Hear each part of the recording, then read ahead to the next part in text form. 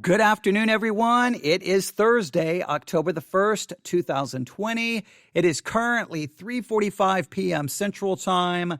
I'm here at Victory Baptist Church, located in Ovalo, Texas, and I'm about to take a drink of water. It's no good when you hit the big red go live button, and as soon as you start talking, you're like, my voice is about to go completely out. So I'm going to take another drink of water. Because, well, we have a lot to talk about. Today it's kind of gone in a direction I had not planned, all right? My plan here was to really do some church history and some Genesis 7 and 8 and talk about Noah and do some work on the imitation of Christ and maybe do a devotional study and there was all these things I wanted to do, but it's kind of turned into now a number of episodes all dealing with one major topic. What is the future going to look like? And so I raised the question of what is the future of free speech going to look like in 2021? I also raised the question is what is the future going to look like as it relates to the subject of pedophilia? Has the train left the station and is the next stop pedophilia being legalized here in the United States of America?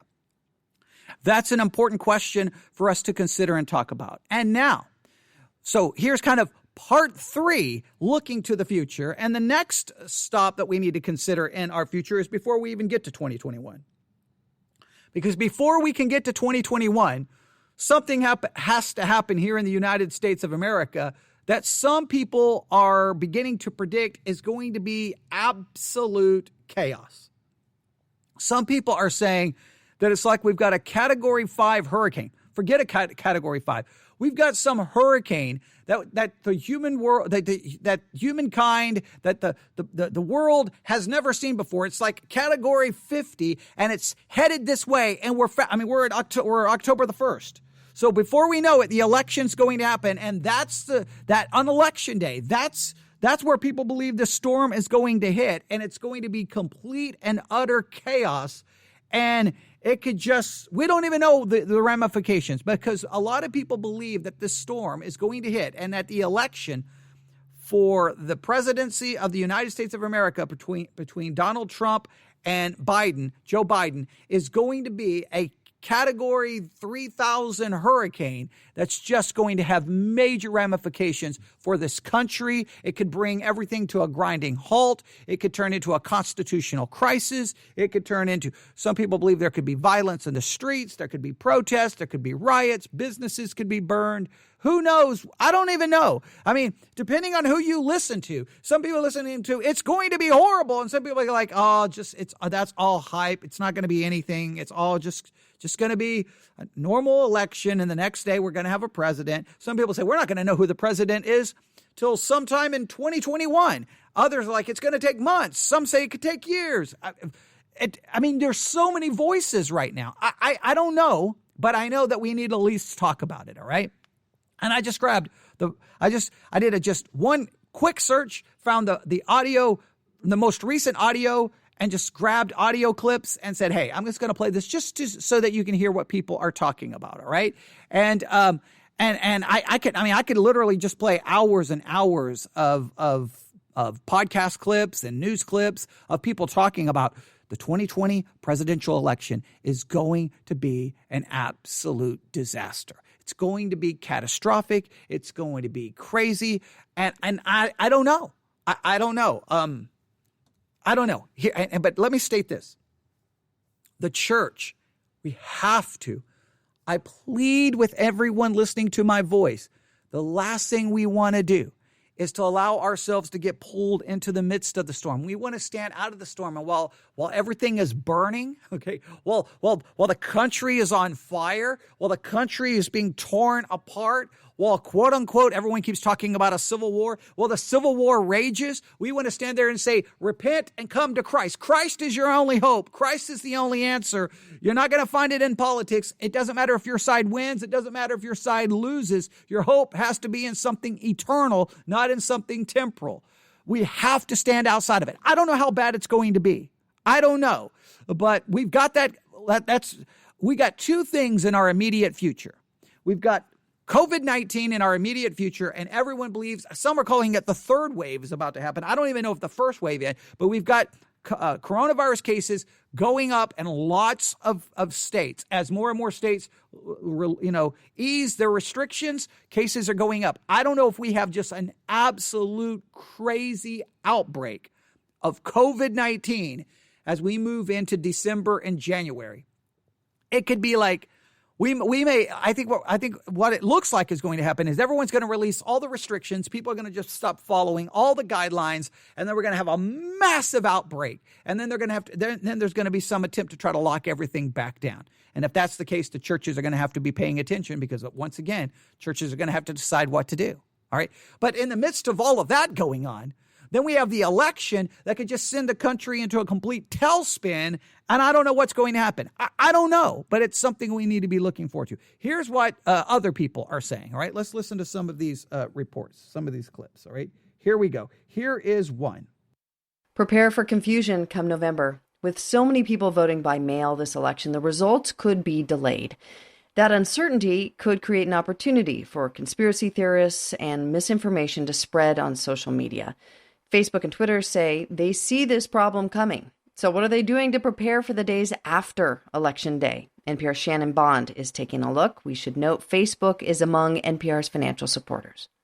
A lot of things keep Yoel Roth up at night. As head of site integrity at Twitter, a big part of his job is dreaming up all the ways bad actors could abuse the platform. Having a vivid imagination is key. None of the threats are off limits. When it comes to the election, there are lots of threats to plan for. A high-profile figure's account gets taken over, to the possibility of a large-scale spam or bot attack, to the risks of foreign interference like we saw in 2016. Twitter, Facebook, and other tech companies do regular threat modeling exercises, both on their own and together. They've come up with different attacks and gamed out how they would respond. And we really undertook a process to try and predict what the worst case scenarios were based on what we had seen previously in 2016, 2018, and in elections around the world, as well as some of the things that we thought were likely to happen in the United States this time around. Facebook's chief operating officer, Sheryl Sandberg, told All Things Considered this week the company is on high alert for problems after November 3rd. We are worried about misinformation. We are worried about people claiming election results before the election. And we've already said, if any candidate tries to claim victory too early, if any candidate does inaccurate information, inaccurate ads after that election, we are going to take them down. Facebook, which is among NPR's financial supporters, and Twitter are already dealing with a lot of election misinformation, like a president set on undermining the legitimacy of the voting process, as he did during this week's debate. As far as the ballots are concerned, it's a disaster. If results are delayed as mail-in ballots are counted, that means more opportunity to cast doubt on the outcome and amplify that doubt using social media. Of course, this isn't the first time we haven't known election results right away. In 2000, it took 36 days for a winner to emerge in the battle between George W. Bush and Al Gore. Yeah, there were some angry lawyers in Bush versus Gore, but it was pretty tame compared to today. Disinformation expert Clint Watts, who has long studied how Russia interferes in U.S. politics, says the threat in 2020 has really changed. And people couldn't be mobilized on social media in this way. Facebook and Twitter have made rules against undermining election results or disrupting the peaceful transfer of power. Both say they're working to stop harmful content from spreading widely. But here's the thing. Platforms are designed to make posts that really capture attention because they're emotional or sensational go viral. Turning that off would be a big change to the way Twitter and Facebook work. With so much at stake, experts say it's not enough that the platforms announce these rules. Chloe Colliver studies online extremism at the Institute for Strategic Dialogue in London. The major gap now is not in the design of the policies on the platforms. The major gap is in enforcement of those policies. And in those days after the election, if people don't know who won the presidency, disinformation may be spread by Russia, even by the president of the United States. The question is, can or will the social media companies hold the line? Shannon Bond, NPR News. Now, there you have it. Chaos. That's what it sounds like could happen. Utter chaos. Now, here's the thing. What can you and I do as Christians? We've got to ensure that we're not part of the misinformation. We don't spread lies. We don't spread rumors. We don't spread conspiracy theories. We stay out of that. Only facts, only truth. Speak the truth. God hates lying lips. Do not be there spreading false information. Don't be gullible. Don't fall for it. Don't do that. Don't make the situation worse. When chaos is reigning, don't be adding to the chaos. We be preaching the peace that comes through Jesus Christ. That's what we have to do. All right, but that sounds like not a good situation, and that if it's delayed, and then and the president saying things what are true, and again, if social media removes a tweet or a post from President Trump where he gives misleading information, then Trump supporters will go crazy, say it's a conspiracy. They're trying to rob the election. And if there's doubt, more and more doubt, the longer the results are delayed, there's going to be an absolute division in this country not accepting the election results. And I don't know what happens. If you have half of the country not accepting the election results, does that lead to a full-blown rebellion, violence, protest, shutting things down? I don't know. I'm hoping none of that happens. I'm hoping this is all just hyperbole, and that we're going to wake up the day after the election like, okay, there's the president. Okay, next, move on. Now, I doubt it's going to be that simple because everyone is so crazy in 2020. I don't know. But if it's delayed, oh boy. If it's delayed, just watch out. So there's one report. Here's another report. Listen to this one. This is Fresh Air. I'm Dave Davies, in today for Terry Gross. If you're following the presidential campaign, you know that this is an election season unlike any in our lifetimes. Our guest, Atlantic staff writer Barton Gellman, says the 2020 vote might bring more than just turbulence and controversy. He writes that the coronavirus pandemic, a reckless incumbent, a deluge of mail-in ballots, a vandalized postal service, a resurgent effort to suppress votes, and a trainload of lawsuits are bearing down on the nation's creaky electoral machinery.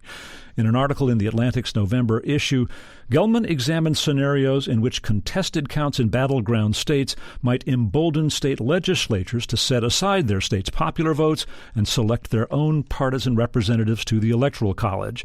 That would trigger a constitutional crisis that the country's laws are ill-equipped to resolve clearly and peacefully. Barton Gellman has spent decades as a journalist covering foreign and military affairs, national security, and other subjects.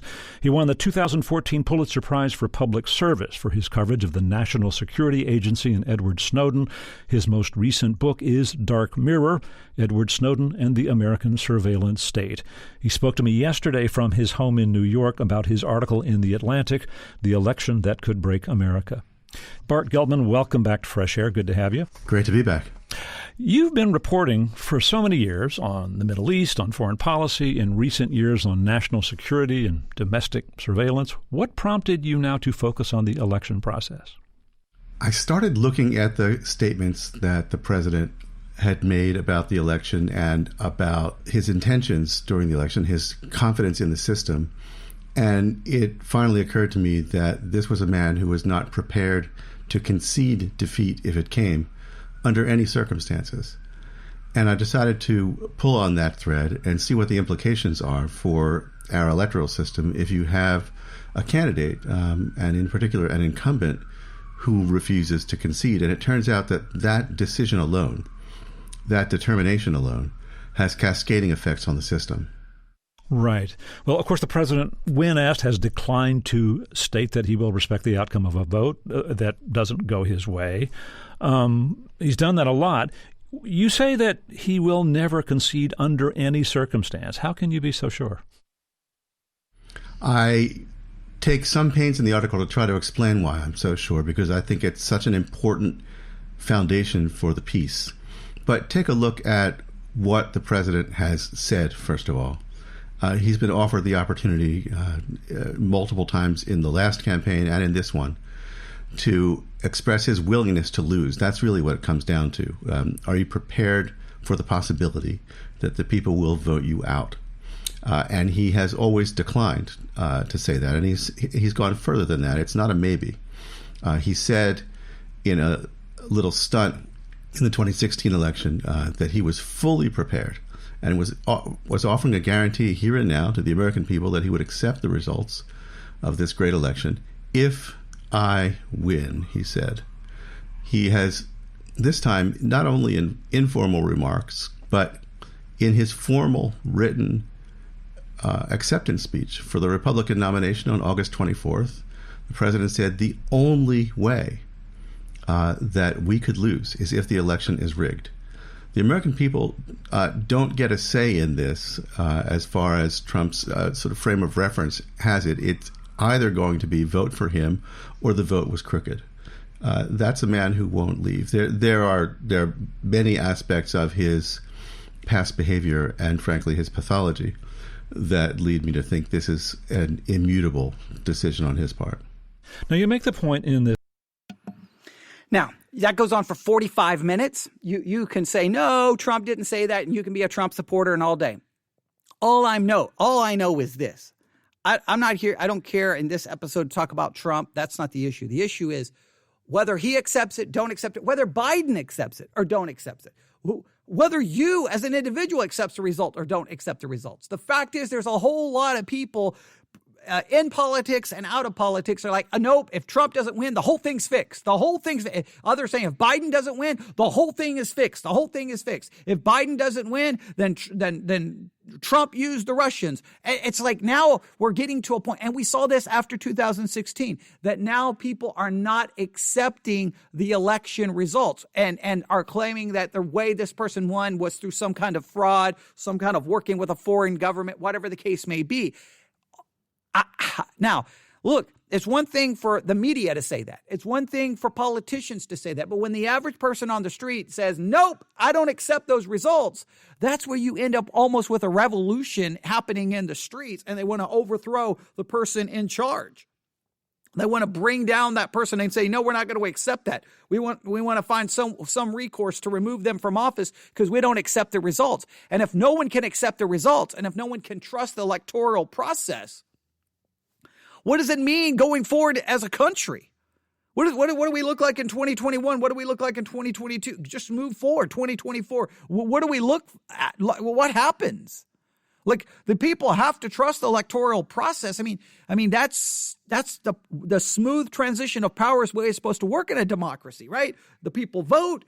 The people who are voted for accept the results, and a smooth transition of power. The next person takes over. Seamless. No problem, easy transition, and everything continues on to maintain the life that we have. And then the next time, then the other side can try to win. But it's turning into like a blood sport. And I don't know where we end up, but it's something that I know this. On election night, I'm going to be glued to, I'm going to be watching every second of it. Not because I care about the results per se, because ultimately, my viewpoint is whatever. You know, as a Christian, this is not my home. This is not my world. I have a very different mentality towards it. But okay, you can argue and fight, and I know I'll get 900 emails. What, you don't care about babies being aborted? Yes, I do care about babies being aborted, and the only answer I believe is the gospel of Jesus Christ changing hearts, because we've had Republican after Republican in office, and we still have abortion. All right, so. You can talk about that all day. Yes, would I love find a way to stop it? Yes, but I know that ultimately, for whether abortion is legal or illegal, my job is to preach the gospel and try to change. I would love to see it stopped, absolutely, but I'm just not. I don't believe the political system provides ultimately any solutions or any ultimate answers. I believe politicians are more in it for themselves than they are for us. I think politicians are acting like children now. I mean, look at the debate. If that doesn't see that two children trying to become president of the United States, I don't know what was. That was sad. I was depressed for hours after that. And you can go back and listen to my theological perspective on it before it even happened. They did not demonstrate what I said, and so I got to be careful what I say, or I'm not going to practice what I taught in that message. But we're Put it this way, we got a dark cloud in front of us, and I'm hoping it's just a dark cloud that we passed right through, and the day after the election, everything's okay. But I'm fearful that dark cloud up ahead is like a Category 300, a Category 3000 hurricane, and it's going to put us in a constitutional crisis. And as they stated, that our laws are not even really designed to fix, that it's going to be utter chaos. And there's going to be misinformation. There's going to be conspiracy theories galore. And my fear is the church is going to be in the midst of the storm, not standing outside of the storm saying, come to Christ. Come here, repent. No, we're going to be right there in the middle arguing and fighting. No Biden, no Trump, no, you're a liar, calling each other names and acting the fool instead of acting like Christians. And I'm just as vulnerable of that happening to me as it is to you. All right. I'm going to stop there today. This is nowhere where I wanted to go, but hey, that's what happens. We've looked at three things in regards to the future of free speech, the future of the future of sexual morality in the United States of America, specifically related to pedophilia. And now we've looked at the coming chaos from the election. Three things for us to focus on moving into 2021. And then you can throw COVID on there. I was going to do a whole podcast about the new COVID statistics and how they're not looking good. And there's warning signs that things are going to get a whole lot worse before they get better, and that the vaccine is going to come much later than we thought. And how that impacts the church, that's something we have to start thinking about. But we'll talk about that at a different time. All right, I'll stop right there. You can email me at newsif@yahoo.com. newsif@yahoo.com. Everyone have a great day. God bless.